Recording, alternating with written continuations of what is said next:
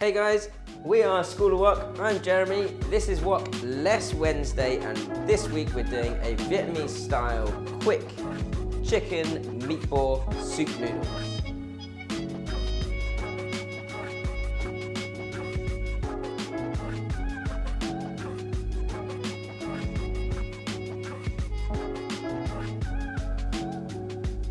I'm going to start this off with the stock. Now, we always have fresh chicken stock that we keep in our freezer. We make this up with whatever we've got, so onions, garlic, ginger, spring onion, chicken bones, and we just simmer that way for a few hours, and then we really reduce it down and freeze it so that we can just take cubes. We freeze it in ice cubes, and we can just take cubes out when we need it. You can, of course, just buy chicken stock in bags. The bag chicken stock's pretty good these days. Very little salt in them, and that's the way forward so that you can season it yourself. I'm going to start with what, a sort of pho style soup stock would start with. So some star anise and some cinnamon. Just bring that to a medium heat so that you can start to release the aroma and oils from those dry spices. No oil as yet. We might put a little bit in to sear some ginger in a second. So I'm going to put a few slices of ginger into the stock. The ginger, we want a little bit of oil. Just going to bring that heat up a little. You can start to smell that star anise really coming out already. Just a small spoon or splash of oil.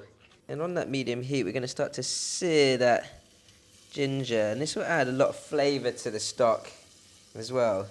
Give it 2 or 3 minutes before you pour the stock in. So at this point, once the ginger starts to go lightly brown on the outside of the pieces, just mix all the whole spices, the star anise and the cinnamon together with that. And then your stock can go quickly over the top. Just be careful with the steam when you're pouring that through. So you want enough, this, I am making a noodle soup here, so, if you want it for sort of 3 or 4 people, you probably want about at least 2 litres of stock in there. Halfway to 2/3 up the pan is great. And that's just going to boil away for the next 15-20 minutes. Because the stock's already had that long cooking process, it shouldn't take too long to cook this. I'm going to make a base paste of quite citrusy, light, flavoursome ingredients here. So I've got a bit of galangal, lemongrass, some garlic, and this will create that base flavour, that citrusy, quite herby flavour for my meatballs. I'm just going to take the outside of the galangal off the drier bits. Slice into your galangal. I want everything nice and finely chopped, so when I get it into the pestle and mortar, it's not too difficult. So bit by bit, you can layer this into the pestle and mortar. I'm going to try and keep this as a one-pot wonder. So you could pan fry your meatballs, but I'm actually just going to poach them in the fragrant stock to make it a really easy, simple dinner. And so long as you've got fresh meat, you could make all of this, make your meatballs up, shape them, and then put them in the freezer, and then just cook them from frozen. Lemongrass can be quite fibrous, so make sure you chop it well, and then it's easier to get it into paste form when it goes into the pestle and mortar. I've got some Thai shallots here. They've been soaked in hot water so they're nice and easy to peel. Just taking the ends off first. And then once you cut them in half, you should be able to peel them much easier. A little bit faffy, but they are sweeter than everyday onions. So your Thai shallots, you can also bash around and give them a rough chop. So they're all going to go into the same paste. You'll get a lot of juice that comes out of the shallots as well, so probably just season this with a bit of salt and palm sugar as opposed to using too much liquid. Fish sauce I can use to season the actual stock later on. You could also do what I've just done there in a food processor, just put everything in one, and that will work too. So I've got my garlic, galangal, lemongrass and Thai shallots in this pestle and mortar.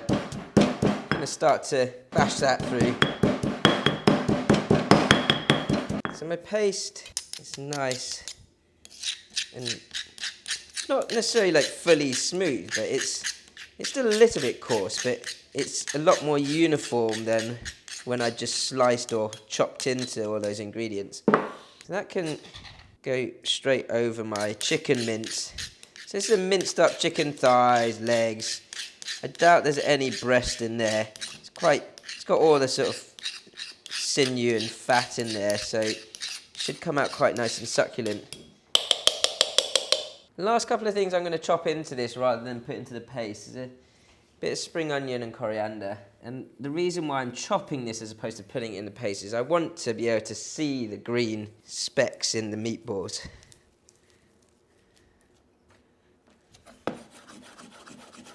Coriander with all the stalks, everything. Loads of flavour in the stalks. Don't waste them. You don't need to over chop coriander. Once over is fine. Straight into the mix, and then spring onion, finely chopped as well.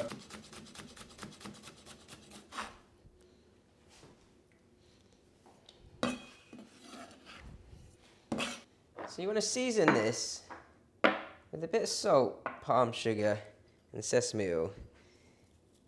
So probably about half a teaspoon of salt. Not too much palm sugar. You don't want it super sweet, it just balances out that flavour a little. And then a dash of sesame oil. What I found in Vietnam is that the food really is an eclectic mix from all different cultures, which is I really love because it means that the chefs and everyone out there are just not scared of trying something new. So we're going to mix this together and start to mix it or combine it like I would a dumpling filling. I'll show you what I mean by that, but I want to get all of that palm sugar and salt sort of well distributed across the meat first. And that paste, of course, is getting mixed in at this time as well. And that's where most of the flavour is going to come from in the meatballs. And this is the messy bit, if you're not careful. What you want to do is you want to cup your hand like so, so not fingers out wide. They've got to be close together in a nice cup shape. And then you're going to pick the meat up in one go and then throw it back in your bowl like that. Right, so really go at it, and you want to do this so 10 to 15 times. And what this is doing is it's combining everything together into one smooth patty, but at the same time knocking out the air and tenderizing the meat. Little tip: keep hold of the bowl with your other hand, otherwise your whole bowl will go flying out the door. Okay, now I'm going to wash my hands and shape my meatballs. So you want a bowl of cold water nearby just to wet your hands, and then you can make your meatballs easily. Just roll them in your hands, and then you've got your nice tender lemongrass meatballs. This is a point that if you were freezing them, you could do so. It's best to freeze them with on top of a bit of greaseproof paper in layers, just so they don't stick to each other. So my stock has been going for about 20 minutes now. It's really aromatic, fragrant, just fishing out all the big bits. And then much like a street food stand, you have this boiling away. You can sort of compile your noodle meatball dish very quickly. Noodles here I've got are they've been pre-soaked, so they're just cold, hor fun or the flat rice noodles, and I've got a small bowl, so I don't need huge amounts. Got enough there. I'm literally just going to blanch those to separate them out, pop them straight in. 10-20 seconds is all it needs, because the stock itself will then heat it up again once I pour it over the top. So that is really very quick. It's all about the stock, which I'll season in a second. Next up, my meatballs, they need about 3 or 4 minutes to boil up. They'll sort of rise to the top and float at the top of the stock. So I want to season this now.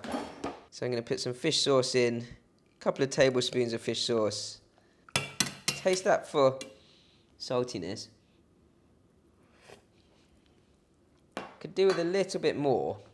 I'm actually just going to use the lot there. It's about 3 tablespoons of fish sauce. And then we're going to balance that flavour out with some palm sugar. That's better. I've got about 1.5 tablespoons of palm sugar here. Let that melt through really nicely. You're trying to look for that balance of aromatic flavour with salt and sweetness.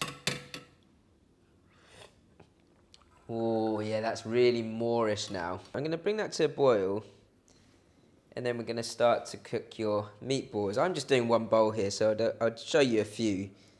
Once it's on the boil, your meatballs can go in.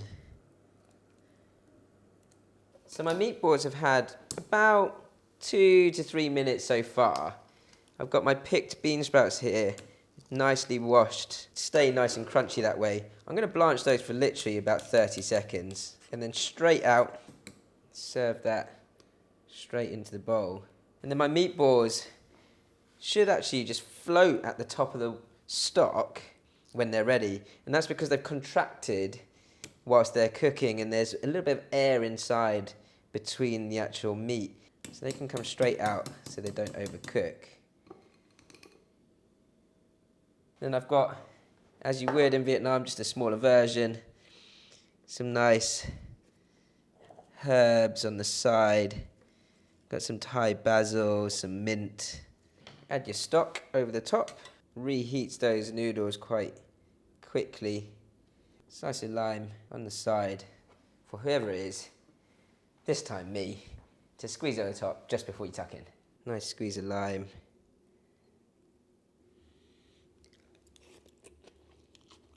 That stock is lovely. And the poached meatball, there's loads of flavour in it because of all that paste. Well seasoned as well. Really balanced, and it just feels natural and healthy. And really easy to do. If you like simple recipes and you just love Asian flavours, don't forget to subscribe to the channel and like our social media channels too.